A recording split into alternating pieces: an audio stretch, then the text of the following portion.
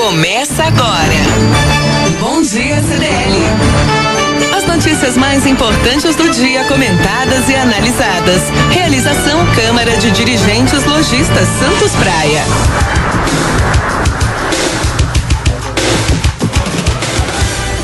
7h em ponto, começa agora na Santos FM 92,5, programa Bom Dia CDL, projeto jornalístico realizado pela CDL Santos Praia, Câmara dos Dirigentes Lojistas Santos Praia, que irá informar e debater os principais fatos da região e do país. A apresentação é dele, Zé Torquato. Oi, Zé, bom dia. Bom dia, meu caro Thiago Ferraz, bom dia aos ouvintes aqui da Santos FM 92,5. Tá começando, como o Thiago já anunciou, o programa Bom Dia CDL. Vamos ao vivo até às 8 da manhã, com muita informação e debate qualificado. Para tanto, temos a nossa equipe de comentaristas aqui já posicionada. Vou começar com ele, que é o secretário adjunto de Finanças de Santos, cientista político e jornalista, Fernando Chagas. Bom dia, Fernando. Bom dia, um abraço a todos, em especial aos nossos ouvintes. E ao meu lado também o presidente da CDL Santos Praia e empresário Nicolau Obeide. Bom dia, Nicolau. Bom dia, Zé. Bom dia, amigos aqui presentes. E também ao meu lado o delegado Carlos Alberto Romano, delegado de polícia. Bom dia, Romano. Bom dia, Zé, Nicolau, a todos os ouvintes aqui da bancada, todos os colegas e ouvintes da CDL. Ok, cumprimentando a nossa equipe de produção, além do Thiago Ferraz aqui na sonoplastia, temos também a Jana Novaes na coordenação de pauta e de estúdio, o Rick Santos. Ô Thiago, tem que fazer aquele chamamento, o convite aos ouvintes a participarem também do Bom Dia CDL. Exatamente, Zé, pelo WhatsApp 991406444, 991406444, ou pelo telefone fixo 3345-9507, 3345-9507. Zé, só lembrando que o programa tem a reprise também na web rádio da CDL Santos Praia, onde você ouve através do site cdlsantospraia.com.br, onde você pode baixar também os aplicativos e também você pode curtir a página no Facebook da CDL Santos Praia também. Curta, participe, ajude a fazer o programa junto conosco. É o Bom Dia CDL, realização, projeto comunicativo da Câmara dos Dirigentes Lojistas Santos Praia. Vamos aos principais destaques da edição de hoje. Baixada Santista perde quase 30 milhões em ICMS. Desafio para a saúde pública. Mais de 1.300.000 pessoas deixam os planos de saúde apenas em 2016. A queda de arrecadação em Santos e nos municípios da região não é novidade para ninguém. Portanto, nesse ponto não há comentário, mas o montante de quase 30 milhões de reais, isso que eu quero saber.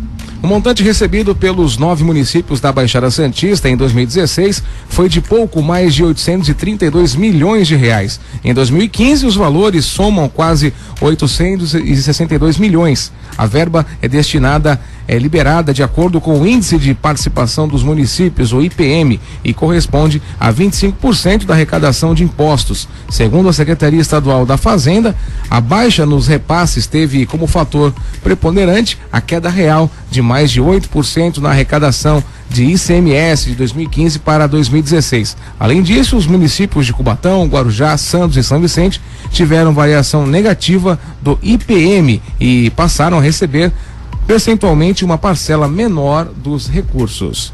O montante dos recursos deve ser utilizado obrigatoriamente como determina a Constituição Federal, percentuais mínimos de 15% e 25% respectivamente para saúde e educação. O restante pode ser aplicado em despesas correntes como custeio e folha de pagamento. Chagas, você que é o nosso o homem das contas aqui, né? Na nossa bancada, né? As contas negativas. Exatamente, e do setor público, queria que você comentasse, porque Santos sofreu muito com isso, nós já debatemos aqui inúmeras vezes, não é? Com a queda de ICMS, ISS também, Imposto sobre Serviços, são as receitas, se não me engano, mais importantes do município, junto com o IPTU. Exatamente. Mas como é que você analisa esse quadro? Eu te pergunto também, do meu ponto de vista leigo aqui, não dá para fazer uma previsão mais realista em 2015 para 2016? Os indícios não eram de que haveria uma crise aprofundada. Por que esses números, de certa maneira, surpreenderam as administrações municipais? Não, esses números, na realidade, têm com base, né? Os números de 2017 têm com base os números de 2015. Aí se apura de 2015, se apura em 2016 e repassa em 2017, sempre com 2 anos de atraso. Agora, independentemente disso, o ICMS, ele incide sobre o consumo. Na medida que há uma recessão, o consumo diminui, cai geral. ICMS, antes de mais nada, é bom lembrar que é um tributo do Estado. Foi durante muitos anos considerado o melhor tributo do Brasil. Hoje eu já questiono isso, porque o ICMS ele incide sobre o consumo e também sobre a indústria. Por que Cubatão tinha um repasse muito grande do ICMS? Por causa da refinaria de Cubatão e das indústrias, né? Hoje eu vejo que o imposto mais importante tende a ser isso. Isso, ISS sobre a prestação de serviço. A tendência do Brasil é cada vez mais ter uma prestação de serviço forte, uma indústria, infelizmente, e com dificuldades, e assim vai passar por muito tempo, porque para você recuperar uma indústria é muito difícil. E por outro lado, ICMS é sobre o consumo. Cai o consumo, cai o ICMS. Neste ano que passou de 2016, nós tivemos uma perda do ICMS de 70 milhões. 35 da exportação de álcool, que ficava todos os recursos de exportação de álcool em Santos, e agora esses recursos ficam com 40 municípios de origem de produção no estado de São Paulo. E 35 milhões nós tivemos de queda de consumo. Este ano já era esperado realmente que nós tivéssemos uma queda no IPM, né, que é o índice de participação dos municípios na arrecadação do ICMS, devido ao desemprego generalizado aqui na Baixada Santista, tendo desemprego e tendo uma queda no rendimento, cai o consumo e naturalmente cai os repasses para os municípios, 9 municípios da Baixada Santista. Previsão de melhora só no segundo semestre deste ano. Se tiver essa melhora, como nós estamos aguardando, vai ser uma melhora pequena, lenta, gradativa. E essa melhora, se refletir realmente no segundo semestre, se acontecer realmente no segundo semestre, só vai refletir, nós estamos em 2017, só vai refletir em 2019. Mas você não acha que houve uma queda no ICMS? Tudo bem, concordo com você, mas a informalidade também faz com que isso aconteça. A informalidade diminuiu, ISS principalmente. Nós tínhamos antigamente um problema de diferença de alíquotas de ISS. Cubatão cobrava 1%, Santos cobrava 4 ou 5%. Aí houve uma regulamentação de 2%, de 2,70, né? Não, 2% é o mínimo. Essa guerra fiscal diminuiu muito, Obeide. E os municípios... Cubatão continua com 1%. Não, no mínimo tem que ser 2%. Aumentou para 2%. Essa guerra fiscal... A maior arrecadação de Santos é no Porto, né? Do Porto, 60% do ISS é no Porto. É do Porto. E o que levou uma queda do ISS? E o que eu digo queda real, nominal não. Nominal ela se manteve. Foi a importação. A importação caiu muito. Aí diminui o serviço. Diminui o serviço, diminui o ISS. O 60% do ISS, que é o tributo mais importante que nós temos em Santos, vem do Porto. E principalmente da importação de máquinas e equipamentos. As indústrias não estão adquirindo nem máquinas e equipamentos, nem nacionais e nem internacionais. Isso leva a uma queda real, não nominal, uma queda real do ISS. Nós temos aí, só para complementar, nós temos um problema sério no Porto. Eu sei que é um problema federal, né? O problema que nós temos no Porto, porque eu conheço bastante despachantes, aduaneiros. Porto de Santos é o pior que tem em relação a custos e a mão de obra, em termos de conseguir liberar uma mercadoria ou liberar uma remessa. E isso também competiria ao governo federal, né? Melhorar a situação de Santos em relação a isso. Para que reflete demais, porque eu falo com vários despachantes, qualquer um deles que puderem fugir do Porto de Santos, eles fogem, mandam para Paranaguá, tentam com o Porto de Vitória, que é um porto que está em pleno desenvolvimento, né? O de Vitória é um dos que está mais... Mas o fundamental foi realmente a queda da importação. Apesar de todos os problemas, eu também concordo com você, o governo federal deveria dar mais atenção. O Porto de Santos ainda é o mais importante. O maior da América Latina. O que realmente abalou o Porto de Santos acaba afetando ISS e ICMS é realmente a queda na importação. A queda da importação afetou bastante o Porto de Santos. Eu tenho uma visão mais conjuntural do problema. A crise nacional com relação à economia e essa especificamente da Baixada Santista, ela decorre da legislação trabalhista, previdenciária e principalmente tributária. Ah, sim, com certeza. Então, tem que ser. Aniquilaram a indústria nacional, a indústria não só da produção, como a indústria de serviços foi atingida com essa crise interna. Enquanto nós não tivermos essa reforma urgente, principalmente na tributária, né, na trabalhista CLT, que é urgente, as três são absolutamente necessárias. E essa visão dos políticos, que eu acho que decorre de incompetência mesmo, ou seja, não é ganhar na quantidade do imposto, mas na unidade do imposto, mas na quantidade, né? Na verdade, diminuir a alíquota em cima do produto ou do serviço para você aumentar a quantidade de serviço. Você vê, Romano, em cima do que você está falando, a cidade de Santos, os prefeitos sempre tiveram uma visão unicamente para o porto. A visão deles é em cima do porto, porque o porto ali que tem um atacado, e não olham para o varejo, que o varejo é o próprio comércio, é da onde a cidade vive. É que a grande atividade da Baixada, de uma forma geral, porque afeta também a Baixada, é o porto. O porto é a nossa grande atividade econômica. E a nossa alíquota, eu concordo com o Romano, a nossa alíquota é a mais baixa do Brasil. A alíquota de ISS do porto, o porto que tem a menor alíquota é de Santos. Agora, eu concordo com o Romano, o nosso problema, ele é um problema que a nossa legislação trabalhista, a previdenciária, que hoje está dando esse problema, e a tributária, e eu vou mais longe, a reforma orçamentária. Ninguém fala em reforma orçamentária. Enquanto nós não fizermos uma reforma orçamentária do Brasil, nós não vamos sair desse nó.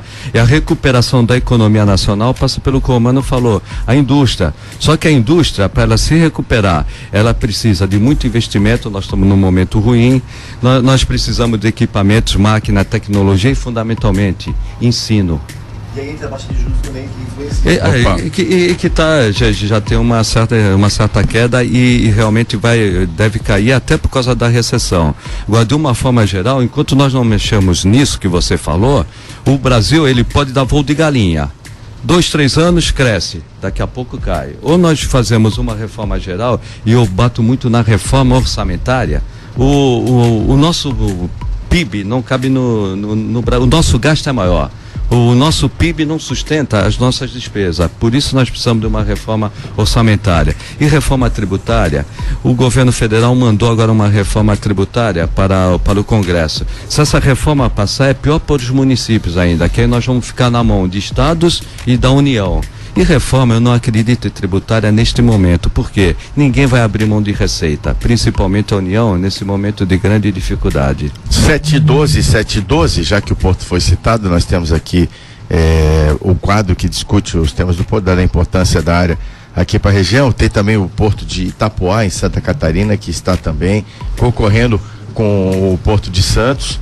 Não é? Paranaguá, como o Nicolau bem disse, e São Francisco do Sul também. Também, nós temos porque tem outra conjuntura, né? O Porto de Itapoá está sendo desenvolvido numa região que não tem a conurbação que nós temos, tem outra característica urbana, então ele tem várias vantagens nesse sentido, né? Então o Porto de Santos vive um momento, só para concluir, a gente vai adiantar na nossa pauta, é um momento decisivo, porque tem que resolver a questão da dragagem, questão da mão de obra, como foi falado aqui, a questão da centralização do poder em Brasília, né? Pouca autonomia, o município tem autonomia nenhuma sobre o Porto, nenhuma, zero. Piorou com a nova lei a CODESP tem alguma? Com a nova lei dos portos, então, piorou.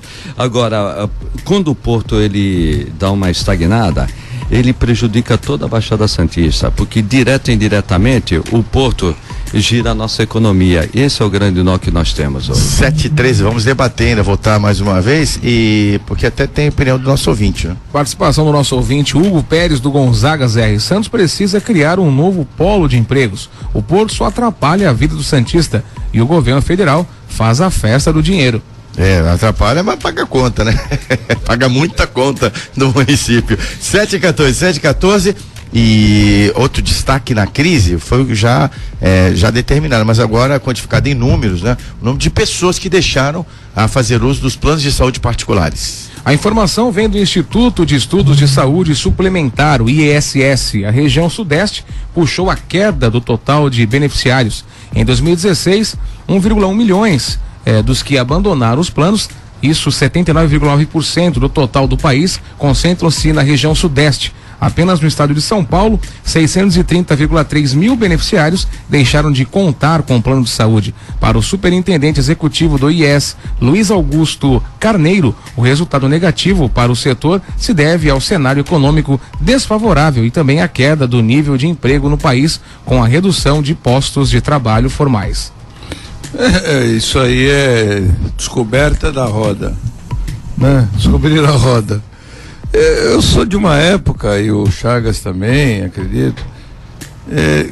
Eu sei que fica meio saudosista, né, falar isso aí, mas não é uma época. Eu brigo com ele quando não é uma época tão mas não é uma época tão distante. O meu filho, eu dou sempre esse exemplo. A minha filha, quando nasceu, eu tinha só um plano de uso da casa de saúde e o restante foi todo usado pela saúde pública. E isso, a minha filha nasceu em 1985. O meu filho nasceu 5 anos depois, em 1990, e eu já tive que pagar médico, tive que pagar anestesista, tive que pagar tudo.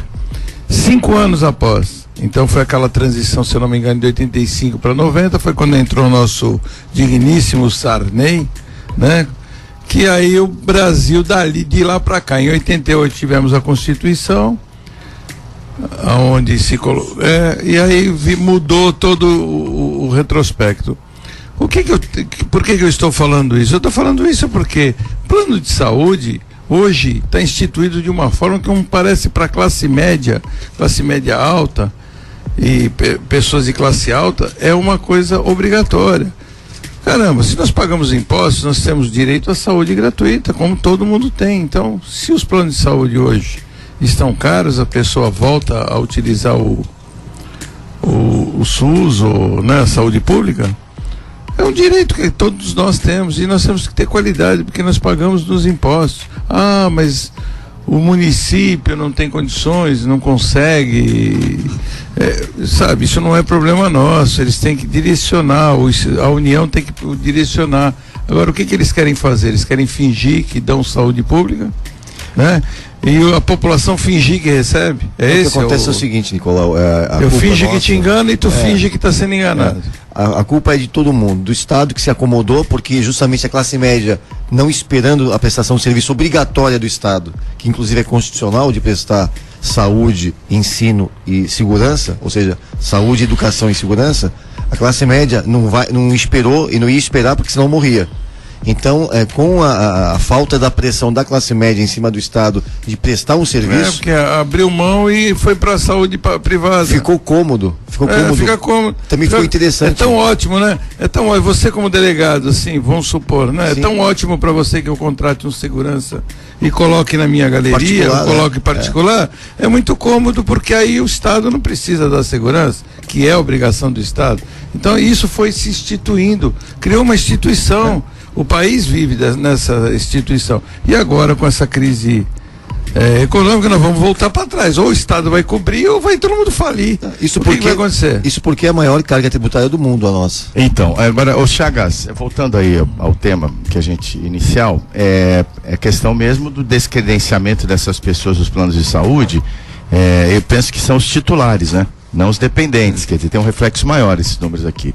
O impacto na saúde pública, né? Com já está tão combalida, tem tantas dificuldades de custeio. Mas desculpe te interromper, mas saúde pública, só para acrescentar, é o maior plano privado do mundo, porque 8,5% do salário do trabalhador, mais 16% da empresa, não existe arrecadação maior do que essa para um plano privado. Sabe, o que arrecada é que é mal dirigido, mal gerido e é extorquido, roubado, nós sabemos disso. Não, o nosso problema volto de novo, aí reforma orçamentária. Até recentemente nós estávamos fazendo uma revisão dos orçamentos em geral, dos orçamentos em geral. Os dois pontos mais críticos nos orçamentos, tanto da União, do Estado, como dos municípios. Um é esse tema, saúde, o outro é do Romano, segurança. São justamente os dois pontos que mais requerem recursos e que estão com maior fragilidade em todo o Brasil. Por isso eu digo, tem que fazer uma reforma orçamentária, destinar recursos para aquilo que é prioridade. Quem põe a mão nesse vespeiro? Não vai pôr, que eu já falei, não vai, neste momento não vai pôr. O governo federal, embora tenha mandado uma reforma tributária, ele não vai querer mexer nisso. Ninguém vai arriscar 60% da arrecadação tributária do Brasil, que está com a União. Então a União manda mera formalidade. Eu preciso discutir esses dois pontos, são fundamentais, saúde e educação.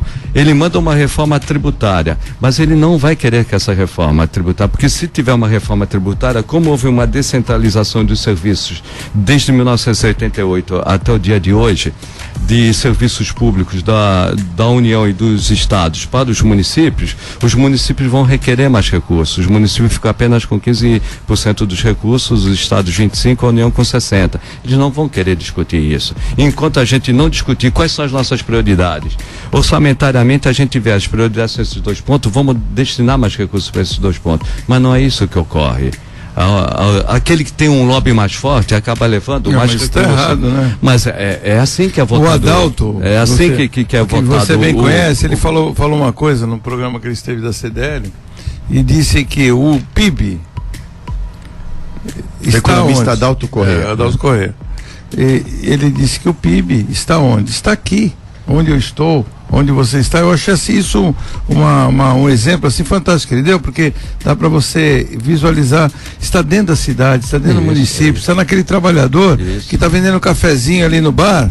Ele é que está gerando o PIB do país, e ele é que está gerando, ele que precisa usar a saúde pública, ele que precisa utilizar da segurança pública. Então está aqui dentro da cidade. Agora, ficar o governo federal detendo todo esse dinheiro, né? E ele é que vai fazer a distribuição, então, isso se torna uma coisa muito realista. O que acontece, na verdade, que a gente está discutindo é uma reforma de cima para baixo, ou seja, estrutural.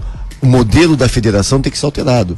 Ou seja, desconstituir o poder na União, redistribuir para estados e municípios, dando maior força aos municípios e fazendo dentro de uma reforma constitucional desses poderes, né, que estão aí da federação, diminuirmos esse modelo ou mudarmos o modelo da federação, aumentando o poder do município e consequentemente a arrecadação, com esse princípio que você falou, que o local tem que ser privilegiado do que o geral. O geral tem que cuidar de questões externas e relacionadas ao país. Agora, o maior volume de receita e de destinação é no município para educação, saúde e segurança. A centralização é muito ruim, né? Como de costume, rapidamente. Para não perder o costume. E essa reforma apresentada, essa reforma tributária, vai no sentido contrário. Nós falamos aqui que o imposto mais importante do município de Santos é o ISS, é o imposto mais importante em muitos municípios. Nessa reforma que eles estão apresentando, acaba o ISS. E o ICMS também acaba. Isso. Vem o IVA. O IVA, que fica no Estado. Aí nós vamos ficar o quê? Dependente de transferência. Ao contrário do que você falou, que é o necessário. Se você não é do partido, vamos jogar claro, se você não é do partido do prefeito, não, mas aí o dinheiro demora para chegar. Mas sempre segura, vê verba do DAD. Verba do DAD vem quando o governador quer liberar. Aí seria a redistribuição como é o ICMS, automaticamente, e como é o IPI, automaticamente, né? O problema é que nós vamos perder a nossa capacidade de gestão da receita tributária, o que você falou, nós estamos ao contrário, né? E depois pedir dinheiro pro papai. Ouvinte. Participação da Lúcia Santos, do bairro do Embaré, Zé. A mudança dos planos para grupos e não mais individuais, que limitava reajustes, gerou esse problema. É igual cartão de crédito, os planos fazem o que querem. Mas também depois a conta não bate, né? Saúde é cara, né? E os reajustes, por isso que não tem mais plano individual mesmo. Porque o reajuste é controlado, agora só a empresa, não tem como você fugir disso. 7h24 é o Bom Dia CDL, programa da CDL Santos Praia.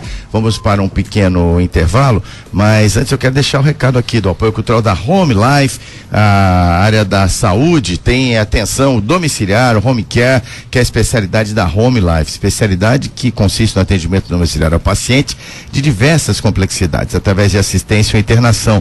Suas atividades são customizadas adequadas às necessidades do paciente. Vão desde um atendimento mais básico até o de terapia intensiva. Avançou muito o home care em termos de terapia intensiva e tem uma vantagem pelo menos, que é a redução do risco de infecções cruzadas, que é muito comum na rede hospitalar. Evidentemente que eles têm as proteções deles, mas o home care também deixa a família reunida em torno do paciente, dessa maneira também ajuda, né? Acaba tratando a família como um todo. Conheça todo o trabalho da Home Life, não só como apoiadora cultural do Bom Dia CDL, mas na unidade Santos, é na Costa 146, 17º andar. Telefone 3202-6440. Home Life está também na região de Ribeirão Preto e na Grande São Paulo. 0800-727-6440 à sua disposição. homelife.com.br. Bom Dia CDL, volta já. Você está ouvindo Bom Dia CDL. Realização Câmara de Dirigentes Lojistas Santos Praia. 7h26 de volta, é o Bom Dia CDL, programa da CDL Santos Praia. Estamos ao vivo de segunda a sexta-feira, das 7 da manhã ao vivo. E eu sou o Zé Ritorquato, estamos aqui com a nossa bancada de comentaristas qualificados, delegado de polícia Carlos Alberto Romano, o secretário adjunto de Finanças de Santos, jornalista e cientista político Fernando Chagas, e o empresário e presidente da CDL Santos Praia, Nicolau Obeide. Quero falar para você também do apoio da Design Gallery, nossa grande parceira Design Gallery.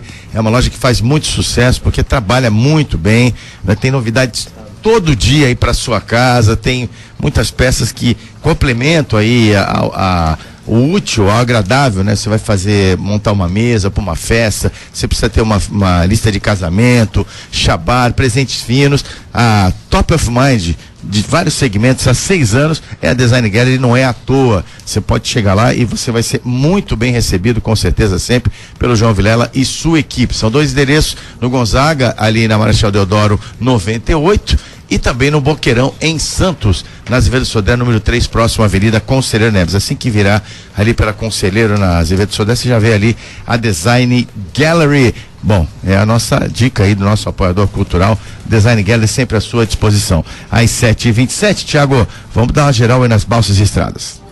Balsas e estradas. Travessia Santos Guarujá, 5 balsas em operação, o tempo de espera de 15 minutos, ambos os sentidos. Travessia Guarujá Bertioga, 1 balsa em operação, o tempo de espera é de 30 minutos, ambos os lados também.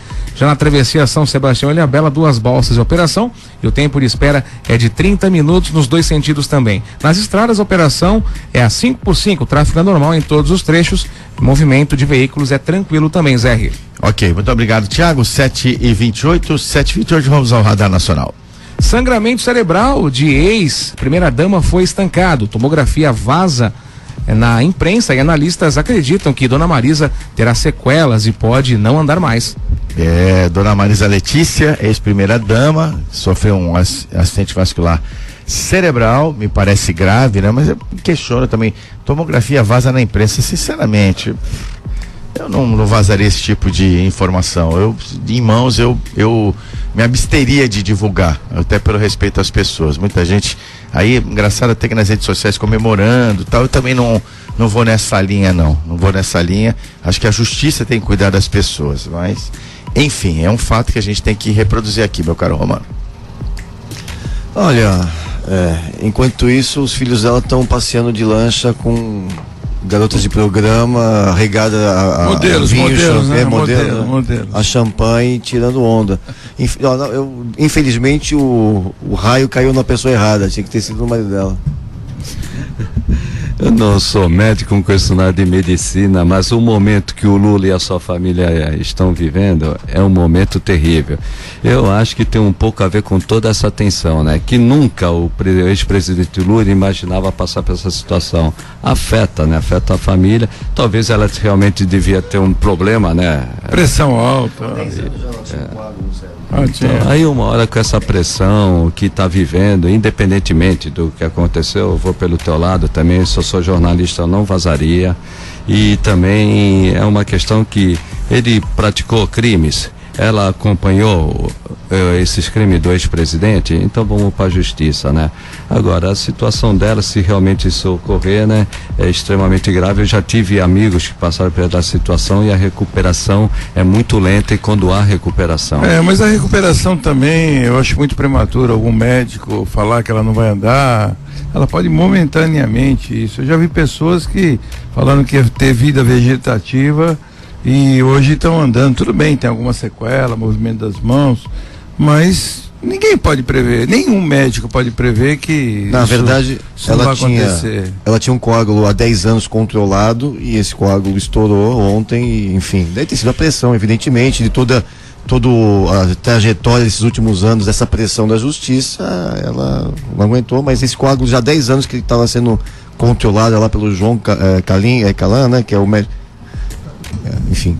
Então, só pra gente ir adiante, eu quero colocar, cara, do ponto de vista humanitário, já me manifestei, mas me causa um certo incômodo ver que essas pessoas e familiares que ascenderam socialmente de forma incalculável pelo uso da política, né? Me incomoda ver essas pessoas tendo tratamento de nível internacional em hospitais do nível do Sírio-Libanês, enquanto que a população tá aí, ó. Ô Zé, eu vim de encontro justamente com a notícia anterior, que a maioria da população da classe média está saindo justamente porque essas pessoas enriqueceram com o dinheiro público. Não Essa é a concordo verdade. que eles sejam insultados como aconteceu com o Guido Mantega. Eu pessoalmente aqui, eu cidadão, não concordo numa situação difícil. Porém, esse fato me causa incômodo, sim. Mas o mínimo que esse pessoal tem que ser é hostilizado na rua. Eles roubaram a gente. Eles têm que ser hostilizados, entendeu? Eles têm que ser hostilizados. Eu concordo com você e concordo até com o depoimento que rodou aí pelo WhatsApp do Boixá, que ele falou, as pessoas têm que ser hostilizadas. Eu só não concordo com pancadaria e com quebra-quebra. Isso eu acho que não dá, mas eles têm que ser hostilizados na rua mesmo, tem que ser chamados de ladrões. Roubaram vergonhosamente o país. Tem que ser ofendidos dentro de restaurante, dentro de avião, aonde estiver. Ô Zé, os filhos do Lula ficam Você disse bem, nas redes sociais. Na rua, no ambiente hospitalar, que tem outras pessoas lá que estão mal. Mas é assim, não, é claro, as outras pessoas tentam, mas são eles são alvo. Você vai, aí tem um casamento de um parente, você vai lá insultar o cara no casamento do. Mas Zidane, eles roubaram muito, cara. Eles atingiram a mim, a você, a nossa família, o país.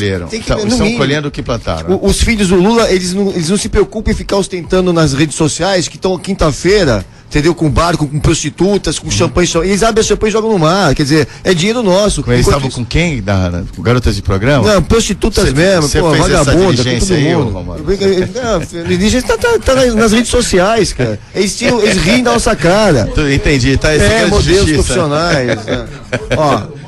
Olha, também estão dizendo, inclusive, que a massoterapeuta que estava lá no avião do pessoal era profissional, hein? Foi linchada. Não, tudo bem, é verdade. Os dois eram livres. Ele é viúvo e também era divorciado. Eles podem, claro. 7h33. Janot pede agilidade na homologação da Odebrecht. Então, a ministra Carmen Lúcia, inclusive, meu caro Chagas, ela autorizou que os auxiliares do ministro falecido Teori Zavascki já deem andamento ainda na questão das delações da Odebrecht. Para não perder a mania, rapidamente. Estritamente jurídico, tem duas soluções aí. A primeira, que seria a normal. Todos os processos do Teori Zavascki passarem para o indicado e depois nomeado pelo Congresso Nacional, especialmente pelo Senado, para assumir todos os processos. Seria a regra geral. Porém, tem um artigo, se não me engano, 68, permite que em casos excepcionais, principalmente quando envolve questão criminal, que esse processo tenha um sorteio, seja restribuído pelo sorteio. Porém, numa redistribuição pelo sorteio, o que iria ocorrer? Poderia cair na mão de Dias Toffoli e de Ricardo Lewandowski. Caindo no Dias Toffoli e no Ricardo Lewandowski, por mais que ele seja um ministro e que tenha uma condução ilibada, tudo aquilo, sejam sérios, para a opinião pública, isso geraria uma suspeita. Então o que eles buscaram? Um acordo, só que um acordo, o Romano sabe disso, um acordo hoje no Supremo Tribunal está muito difícil, é difícil as pessoas falarem a mesma língua no Supremo Tribunal Federal. A Carmen Lúcia tinha uma solução consensual, ou ia para o Celso de Mello, que é o decano, ou então nomearia da primeira turma para a segunda turma o Luiz Edson Fachin, que tem o mesmo perfil, em tese, do Teori Zavascki. Porém, muitos ministros do Supremo Tribunal não concordam. A tendência hoje, daqui a pouco deve ser diferente, a tendência hoje é ter um sorteio na primeira turma. E um sorteio na primeira turma, o que pode ocorrer? Pode ocorrer aquilo que eu já falei, que é no Dias Toffoli, no Ricardo Lewandowski. 2 ministros sérios, mas que geraram dúvidas. Um foi advogado do PT e o outro fatiou, no meu modo de entender, de forma inconstitucional, o impeachment. Então estamos nesse dilema. O que a gente tem juridicamente com o regimento interno do STF é 3 possibilidades, né? Que eles estão, a imprensa, enfim, tá divulgando, e o próprio Supremo, a própria presidente do Supremo, que seria um sorteio com a segunda turma, né? Com a falta de um componente, então você tem 4 concorrentes ali na segunda turma, ou nomear um da primeira turma para a segunda, e aí esse ministro ficaria com o encargo do processo da Lava Jato, ou então faria uma redistribuição com o sorteio do plenário, que seriam os 10, né? Não excluindo a presidente. Né? Mas de qualquer maneira eu fiquei muito satisfeito como cidadão vendo a presidente, a Carmen Lúcia, determinando, que é o óbvio, que a equipe toda, aliás, eu digo mais, eu acho que o substituto, aquele que for, inclusive, porque o regimento interno no 38 diz que o revisor assumiria, que aí seria o Celso Mello. E aí eles não estão querendo, tem uma corrente contrária, porque o Celso Mello já está quase se aposentando, ele está muito cansado, não aguentaria a pressão. Eu não acredito que o Celso Mello, acho que, na minha opinião, ele seria o mais correto, né? O que teria mais experiência, mais pulso para conduzir isso. Enfim. E para concluir, Zé, eu vejo que a Carmen Lúcia, ela acertou. Eu acho que até a Carmen Lúcia seria a pessoa mais indicada como presidente, mas o fundamental é manter a equipe, que tem 3 juízes federais que já estão acompanhando, acompanham todos os depoimentos, as relações. Amanhã, aliás, hoje eles retomam os depoimentos dos delatores, apenas para saber a formalidade, se houve constrangimento, se houve alguma outra forma de violação de algum direito individual, e tocar, né, para tocar os próximos atos processuais. Esse ponto é crucial para o país. Agora, isso de ouvir o Nicolau, queria dizer que nos bastidores de Brasília, lá do Supremo, fala-se no Celso de Mello, decano, talvez por ter experiência e lastro para aguentar pressões, mas o segundo nome é uma indicação da presidente Dilma Rousseff, o ministro Luiz Edson Fachin. Eu vejo, não vou falar em nomes, eu vejo um pouco diferenciado. Eu acho que qualquer um deles que assumam o processo deveriam e devem ser totalmente imparciais. Eu acho que essa é a função, né? Eu acho interessante ver o Brasil todo discutindo quem será quem, né? Porque o que nós queremos? Nós queremos a condenação. Por um outro lado, existe um outro lado que não quer o fulano, ciclano e beltrano, porque acha que ele vai ser parcial para o lado. Sabe, eu acho que nós mesmos estamos agindo de forma incorreta, como eles também agem de forma incorreta. Nós temos que ter os ministros totalmente imparciais e que julguem o processo. Se eles devem ser, a delação tem que ser de uma forma justa, de uma forma democrática e de uma forma transparente dentro da lei. Mas, Nicolau, tem alguns nomes. Que exigir. Concordo com você, mas tem alguns nomes que as decisões que nos outros vão ser parciais. Claro, demonstram isso. Mas aí a população vai cobrar o Fux, o Lewandowski. O Lewandowski foi um absurdo quando ele foi presidente. Vergonha. Então, o próprio Barroso teve decisões vergonhosas. Então, mas o que a população tem que exigir é que essas pessoas sejam afastadas. Agora, porque o Lula tem, acho que 2 ou 3 ministros, né? Nomeados por ele. Mas nesse caso. A Dilma também. A maioria é Lula e Dilma que tem lá. Acho que da Fernando Henrique, acho que só tem um. O Fernando Henrique, 2. Acho que é só um, acho que é o decano, né? Não, o Celso foi o Sarney. Sarney. Então você veja só. Então nós temos que nos preocupar com esse tipo de atitude. Eu acho que nós estamos partindo de um lado errado. Agora, estamos partindo de um momento errado. Por outro lado, por mais que eles tenham formação ilibada, ele seja correto, tudo, independentemente de sua origem, né? E o Joaquim Barbosa provou isso. Joaquim Barbosa foi nomeado pelo Lula. e condenou e depois foi perseguido pelo PT. Isso. A formação jurídica, o Romano sabe, a formação jurídica interfere muito na interpretação da lei. Se você pegar um positivista e pegar um naturalista, eles vão ter visões totalmente diferentes. Influencia, assim, eu não estou dizendo a questão pessoal de eu tender para um lado ou do outro. A própria formação jurídica leva a uma interpretação diferente da lei. Toda a lei tem que ser interpretada, né? Então, vamos dizer, um Luiz Barroso pode ter uma visão completamente diferente da Rosa Weber e assim por diante. Então, a escolha, ela é importante. Se eu pudesse escolher, eu iria com Celso de Mello. Então, apesar de eu ter dado como informação a indicação da presidente Dilma Rousseff, o ministro Luiz Edson Fachin também é tido como um juiz sério, enfim. Bom, vamos em frente. Agora, 7h40, segue o Radar Nacional no Bom Dia CDL.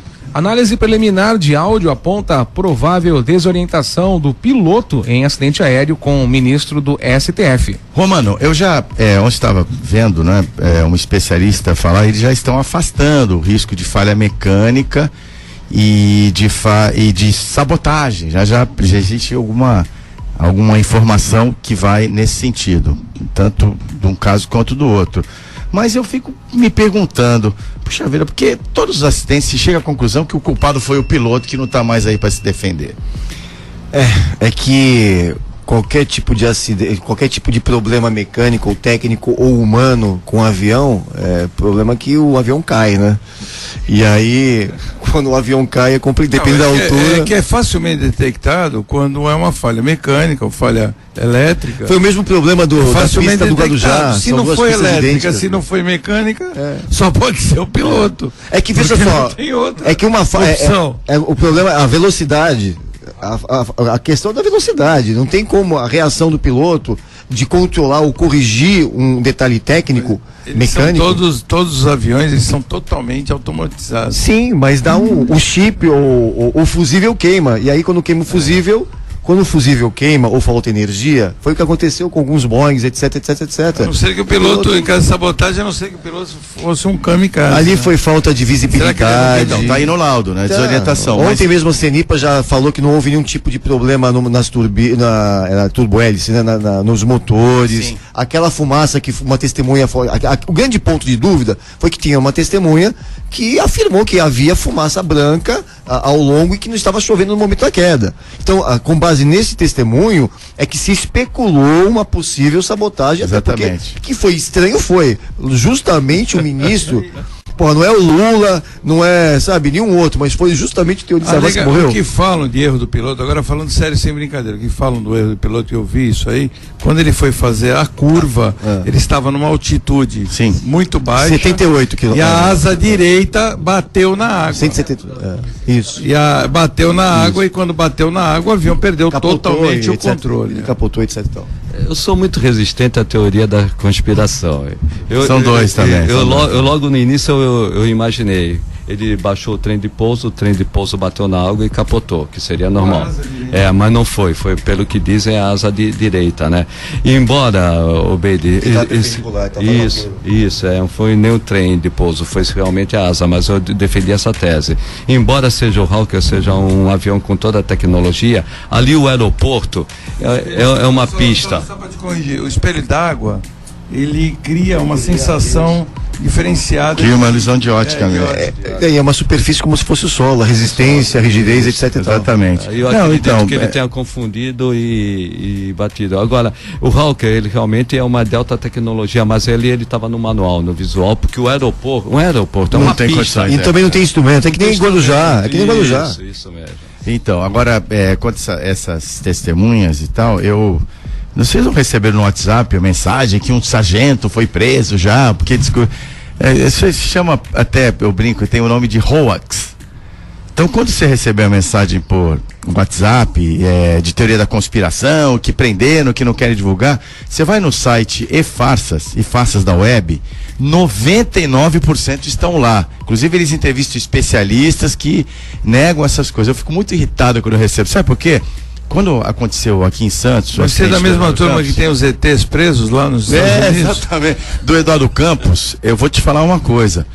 o trabalho que se faz jornalístico, quando tem um fato dessa amplitude, que você faz aqui, o que aconteceria com a nossa equipe, para as pessoas que a gente tem que ligar, o que a gente tem que checar, o que a gente tem que driblar autoridades que não podem ou não querem falar, não é? É muito difícil. Então, ato contínuo, eu recebi dezenas de fotos de helicópteros pegando fogo, que era o helicóptero que tinha caído em Santos. Então, as pessoas têm que refletir um pouco antes de mandar esse tipo de informação. Eu brigo muito contra isso, essa desinformação, que até é de boa fé, né? Até é de boa fé, mas isso é muito perigoso. Por exemplo, para encerrar, eu tenho um depoimento de um infectologista muito importante, não vou dizer o nome dele, dizendo que as pessoas ficaram com medo de tomar vacina da gripe, porque muita gente disse que a vacina fazia mal. E aí depois teve um surto de pneumonia, que também foi causado por isso. Então pense bem, analise o que você compartilha por aí, porque você está prestando um desserviço às pessoas, querendo, na verdade, ajudar. Vamos seguir em frente com o nosso programa aqui, o CDL, o Bom Dia CDL. Maestro João Carlos Martins sofre embolia pulmonar, mas estado de saúde é estável. Bom, João Carlos Martins, que é um exemplo de superação, espero que ele se recupere prontamente, né? Mas coisa de saúde constante, né? Sim. Inclusive ele das paralisias, né? Infelizmente. A questão de 2 semanas ele fez uma cirurgia nas mãos que iria permitir ampliar a movimentação, inclusive para ele retornar a tocar um piano com mais amplitude aí. O sobrinho dele pode ser indicado para a vaga do Teori Zavascki, Ives Granda Martins Filho. Opa! Que é do Tribunal Superior. É presidente do Tribunal Superior do Trabalho, TST. Na minha opinião, o melhor nome que tem. Melhor nome. Um dos melhores nomes. Filho de Ives Granda. É uma pessoa séria e libada. Esse nome acho que seria adequado. Aproveitando o gancho, hoje seria o aniversário de 90 anos um dos maiores compositores, na minha opinião, da história do mundo, o Antônio Carlos Brasileiro Jobim. Tom Jobim hoje faria 90 anos de idade, morreu em 1994. E vamos fazer aí uma referência ao Tom Jobim. Alguém conhece essa música aí? Levanta a mão.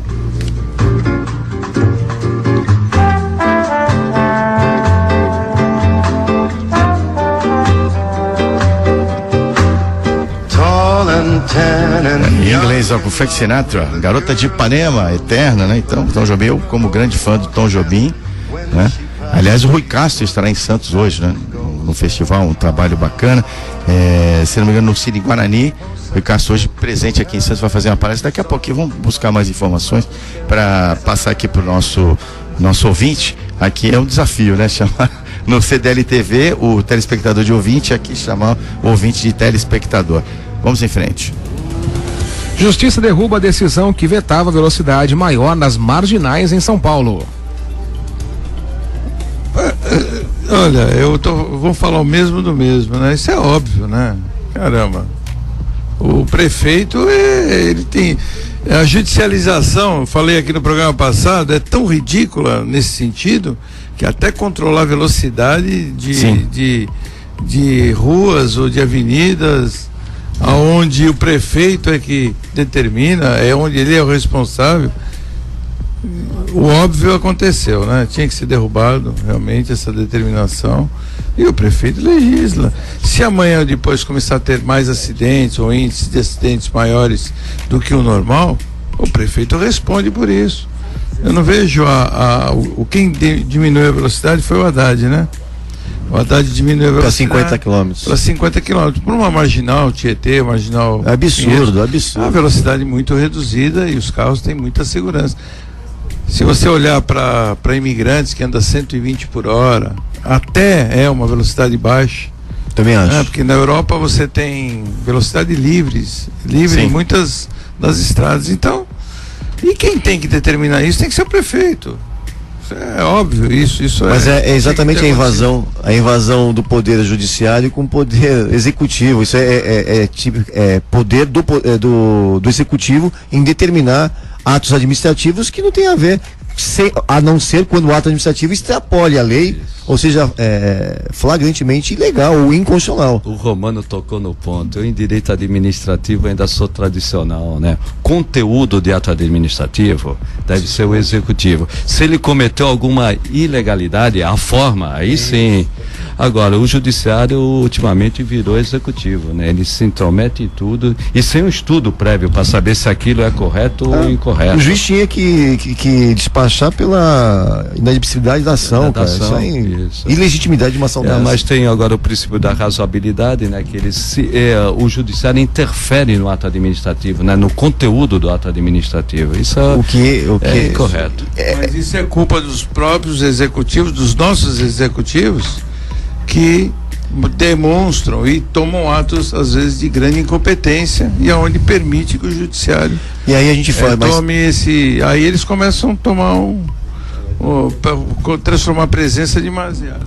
Agora 7h50, vamos parar para mais um intervalo aqui do Bom Dia CDL. Lembrando que hoje é aniversário da cidade de São Paulo, 463 anos. Voltamos já. Você está ouvindo Bom Dia CDL. Realização Câmara de Dirigentes Lojistas Santos Praia. 7h52. Quando eu falei do Tom Jobim, falei do Rui Castro, que ele é autor do livro Chega de Saudade, que conta a história da Bossa Nova. Ele estará hoje numa palestra às 17 horas no Sesc Santos. Meus autores preferidos também, o livro Ela é Carioca, Enciclopédia de Ipanema, Garrincha, Estrela Solitária, e um carioquismo aí que se torna nacional, o grande Rui Castro, hoje aqui na cidade de Santos. Eu queria agora, retornando ao nosso programa, falar do apoio cultural da APO Planos Odontológicos Empresariais. A APO é uma empresa que é certificada pelo ISO 9001 em todos os seus departamentos, tem uma central de atendimento exclusiva para os beneficiários do plano, né? Um plano que apenas atende empresas, a partir de 3 vidas, plano odontológico, com muita qualidade, com 200 profissionais altamente qualificados, inclusive é parceira da CDL Santos Praia, tem condição especial para você que é associado à CDL Santos Praia. A APO também é o plano do Grupo Mendes, da Rodrimar, da Transbrasa, do Complexo Santa Cecília, do Jornal A Tribuna, entre outros clientes importantes. Faça você também parte do hall de clientes da APO Planos Odontológicos Empresariais. Ligue 21044000 ou acesse apoodonto.com.br. Nicolau Bede, tem mais um comércio muito conhecido aqui de Santos, que vai fechar as portas no próximo dia 29, é a Pícola Forneria, mas nesse caso não é razão, o Gugu, né? Não é razão econômica, né? A falta de sucessão na família. As pessoas cansam, né? As pessoas cansam e ele não tem ninguém para substituir ele, o sócio, então infelizmente é mais um comércio tradicional, ele já era tradicional desde o pai dele, né? Quem lembra do Gugu, da onde gerou esse apelido, que tinha o Gugu Saravá e outras, sim, né, que tinha postos de gasolina, tinha na Ponta da Praia, Canal 6, é verdade, aqui no Canal 3. Então, tradicional comerciante. O irmão continua sendo comerciante aqui no Shopping Balneário, mas infelizmente, aí um abraço pro Gugu e sucesso aí na nova trajetória. É uma coisa que preocupa, né, os tradicionais, mas triste por um lado, mas eu pelo menos entendo que não foi uma questão de falência do estabelecimento, mas muita gente está acreditando nisso, até porque o Boa Vista fechou, o Shopping Nicanor fechou, não é? Empresas importantes aí, tradicionais, né? Na Pícola também foi? De qualquer maneira, né? A confeitaria Viena. Né? Viena do Ernesto também, problema de sucessão também. E de qualquer maneira, não vou dizer a minha idade aqui, a minha memória de garoto está sumindo. Eu não tenho mais os cinemas, não tenho mais o Hot Stop, não tenho o Six. Mas eu falo a idade, viu? Olha, eu vou fazer 60 anos dia 4 de abril e falo com muito orgulho. Eu vou fazer 59, 9 de fevereiro, né? Tu é gato, hein? Tu é gato, hein? Não, 59, 9 de fevereiro. Olha, vai ser investigado, hein? Vai ser expulso da copinha, né? Não, mas a minha memória de garoto foi toda embora, né? Tudo aquilo que eu vi no Gonzaga, onde eu cresci, Conselheiro Neves, né? Que tinha o Cine Caissara. Memórias de garoto aí do Fernando Chagas, né? Santos é uma Santos que não existe mais. Aliás, o Temer defende mulher para a vaga no STF. O Temer deu aquele ar blasé, não vou me meter nisso, mas em compensação, os soldados dele do PMDB estão aí articulando forte, hein, Romano? Pois é, eu ainda, na minha opinião, a indicação que seria mais viável a do presidente do Tribunal Superior do Trabalho, do Ives Gandra da Silva Filho, né? Enfim, essa é a minha opinião. E aí, Chagas? Eu também vou nessa direção, né? O Ives Gandra vem de uma família tradicional, um excelente juiz, excelente sério, excelente jurista, excelente juiz, tem boa formação, né? Até nós tá brincando de Ius naturalista, eles são um dos poucos Ius naturalistas que tem no Brasil, né? Eu iria por aí. É competência, né? Eu vou na contramão, eu adoro as mulheres, mas eu acho que uma coisa não tem nada a ver com a outra. Eu acho que a competência, se como tem já a basta uma mulher mandando em casa. Não, já tem como tem a Carmen Lúcia, né? Que hoje é presidente. É verdade. E é uma mulher, mas o sexo ali eu acho que não tem nada a ver. Agora tem a outra ponta, né? Tem o Pitbull, Alexandre de Moraes também, né? O Pitbull. Eu acho que esse não tem equilíbrio, não tem preparo, tem que ainda evoluir muito. O Alexandre de Moraes, o que vai prejudicá-lo é que ele tem filiação partidária com o PSDB, mas se ele é uma pessoa extremamente competente, perto de outros nomes que estão hoje como ministros, ele dá de 1.000-0. Vamos ao noticiário esportivo para fechar a edição de hoje do Bom Dia CDL, Thiago. Então, agora é comigo, né? Bom, o Kleber, zagueiro Kleber, está ansioso para jogar pelo Santos. O Kleber ainda não está preparado, condicionado totalmente. Ele que foi campeão pelo Corinthians, da Libertadores, campeão mundial, né? O Kleber está muito animado para jogar pelo Santos. Não vai ser na estreia da temporada, que vai ser sábado, 18 horas no Pacaembu, contra o Kenita do Marrocos, um pedido do patrocinador, a Air Maroc do Santos. O Santos vai apresentar seu novo uniforme. E aí, o Kleber é uma boa, Nicolau? Eu acho um bom jogador. Tá com 30. Não, mais novo. Mais novo? Tá mais novo. Vamos ver, vou verificar. 28 anos? Não, deve estar perto. Mas é um bom jogador, eu acho que ele vão ter que mostrar todos esses novos jogadores que o Santos contratou, os atacantes, né? Que nem temos aí vários outros jogadores novos. Eu acho que vamos ver, o Santos parece que está formando uma boa equipe. Tenho fé, vamos ganhar o Paulistinha, que nem falam os que depreciam, né? Paulista é jogo treino, Paulistinha, né? Eles falam, mas seremos tricampeões. Precisamos ganhar um campeonato aí de mais peso, né? A ansiedade da torcida é essa. Não, Paulistinha primeiro, depois vamos ganhar o Brasileiro, Copa do Brasil, Libertadores. Eu, como não conheço nada de futebol, só vou lamentar a volta do Felipe Massa, sabe? Depois de se aposentar, volta pra apanhar do chorar. Chorar.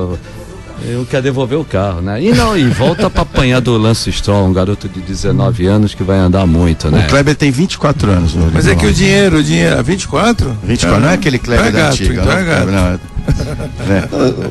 Agora todo mundo é gato. Porque o Corinthians, né? Só posso falar da Copinha, não? Pode, amanhã é a final. Tem corintiano aqui? Amanhã. Porque eu acho que não precisava nem ter o jogo de amanhã. Corinthians e Batatais. Já podiam dar a taça, né? Porque o Corinthians já levou no tapetão. Batatais podia escalar um gato logo. Falar, aqui não vai ter jogo, não. Já levou no tapetão, Corinthians, como sempre, né? O jogo é hoje? É hoje. 4 horas da tarde. Hoje é dia 25. 4 horas. Pelo feriado que é amanhã em Santos, né? É hoje, perdão, Thiago. É isso mas mesmo. eu vejo, só com relação ao Santos, eu acho que o Santos tem uma das equipes no Brasil mais equilibradas. E ele tem condições. Aqui, o que tem que acontecer é que os jogadores joguem o que sabem, né? Porque se eles não fizerem isso, como aconteceu na final da Copa do Brasil com o Palmeiras, aí é uma vergonha. É isso aí. Bom, 8 em ponto. Amanhã, bom feriado, não teremos a edição do Bom Dia CDL. Retornaremos na sexta-feira, dia 27, às 7 da manhã, aqui na Santos FM 92.5. Obrigado, Thiago Ferraz, Jana Novaes, o Rick Santos, nossa equipe aqui de jornalismo da CDL Santos Praia, Carlos Alberto Romano, Fernando Chagas e Nicolau B. Depois não, Nicolau. Só quero desejar aí felicidades, né, que Santos desenvolva cada vez mais e parabéns para nossa cidade, a cidade onde eu escolhi para viver. Verdade. E aonde nasci. É isso aí, 471 anos dessa cidade maravilhosa, cidade de Santos, nome da Rádio de Estudo, Santos FM. Vem aí o Entre Linhas com o competente Rafael Mota, voltamos na sexta-feira pro seu rádio com o Bom Dia CDL. Termina aqui. Bom Dia CDL. Realização Câmara de Dirigentes Lojistas Santos Praia.